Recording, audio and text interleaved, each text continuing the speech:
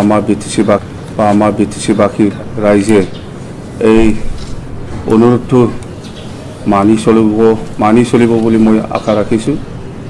আৰু ইয়াত কিছুমান ৰিলেক্সেশ্যন দিছে যে গালামাল দোকান বা পেট্ৰল পাম্প বা হস্পিটাল বা ফায়াৰ ব্ৰিগেড বা অন্যান্য এনেকুৱা কিছু ৰিলিফ দিছে খোলা থাকিব বুলি।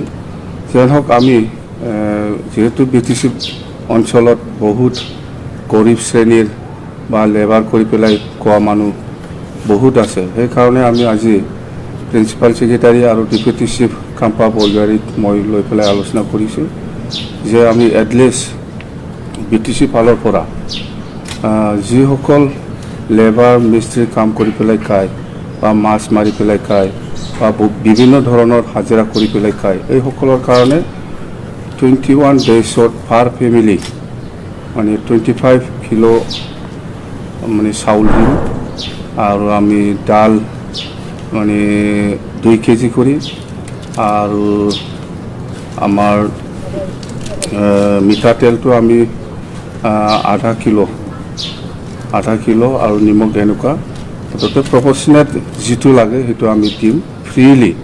আৰু সেইবিলাক বস্তু আমাৰ গৰীব শ্ৰেণীৰ ৰাইজসকলে ঘৰে ঘৰে পাব। সেইটো ঘৰে ঘৰে যাই পেলাই আমি দিম। আমাৰ ভলণ্টিয়াৰ ইতিমধ্যে আমি আলোচনা কৰিছোঁ, কিছুমান ভলণ্টিয়াৰ ইউজ কৰিম আমি, যাতে ইহঁতে এটা জেগাত আহি পেলাই যাতে এই চাউলখিনি ল'ব নালাগে, ঘৰে ঘৰে যাই পেলাই দিব। এক মাহৰ কাৰণে মানে 21 ডেইছৰ কাৰণে যিটো ৰেচন সেইটো আমি বিটিচি ফালৰ পৰা আমি গ্ৰহণ কৰিম।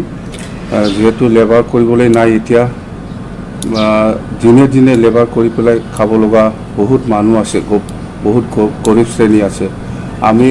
আমাৰ বিটিচি অঞ্চলত 2011 চেঞ্চাছ মতে 9,64,300 চামথিং ফেমিলি আছে বিটিচি অঞ্চলত।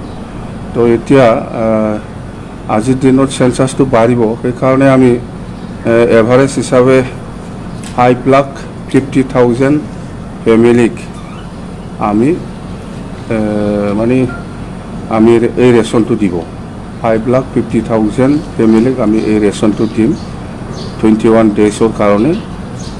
পাৰ ফেমিলি 25 কিলো চাউল, 2 কিলো ডাল আৰু হাফ লিটাৰ মিঠাতেল আৰু নিমখটো এইটো হিচাপত আমি দিম।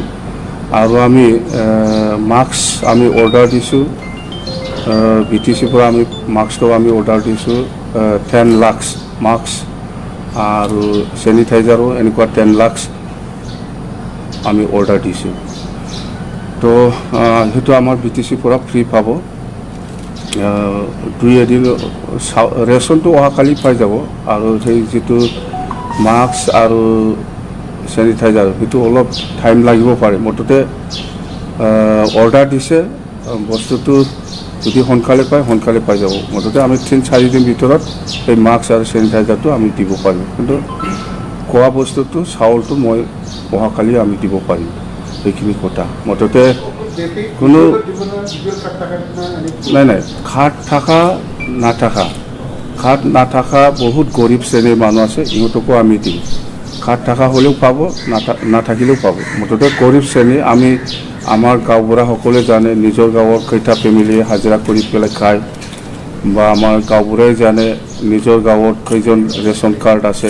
ৰেচন কাৰ্ড নাথাকিলেও পাব, থকাসকলেও পাব। আমি মুঠতে ঘৰে ঘৰে যাই পেলাই দিয়া হ'ব। এইটো কোনো গৰীব শ্ৰেণীৰ ৰাইজে কোনোবা এটা জেগাত আহি পেলাই এইটো ল'ব নালাগে। আমি সেইটো ঘৰে ঘৰে যাই পেলাই দিয়াৰ ব্যৱস্থা আমি ভলণ্টিয়াৰ ঠিক কৰিছোঁ। বিটিচি ফালৰ পৰা গাঁৱে বা এৰিয়া লৈ পেলাই আমি সেইটো ঠিক কৰি আছোঁ। সেইখিনি কথা মুঠতে কৰোণা ভাইৰাছৰ পৰা যেনে তেনে আমি ছেফ হ'ব লাগিব। আৰু নৰেন্দ্ৰ মোদী ডাঙৰীয়াই যিটো অৰ্ডাৰ দিছে সেইটো সকলোৱে পালন কৰক, এইটোকে মই অনুৰোধ কৰিছোঁ।